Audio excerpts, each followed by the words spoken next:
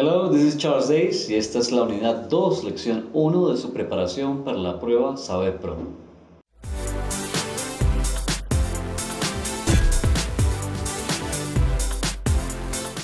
Hoy hablaremos del pasado simple en inglés y de los verbos regulares en pasado.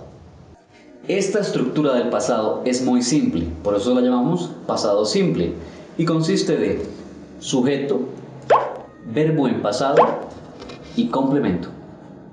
Para conjugar un verbo en pasado hay que tener en cuenta que hay verbos normales y verbos anormales, más conocidos como regulares porque siguen una regla o irregulares porque no hay regla en su estructura. Para conjugar un verbo en pasado solo agregamos las letras ed al final del verbo y veamos un ejemplo.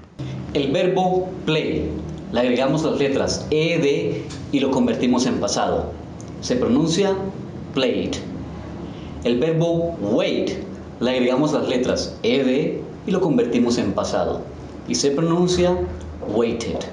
Para pronunciar el pasado correctamente, tendremos en cuenta que si el verbo termina en T o en D, sí pronunciamos la letra E. Por ejemplo, played, waited, played, waited.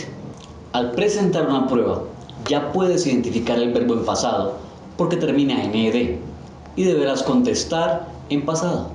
No olvides consultar nuestro módulo de la prueba Saber Pro de inglés y desarrollar todas las actividades.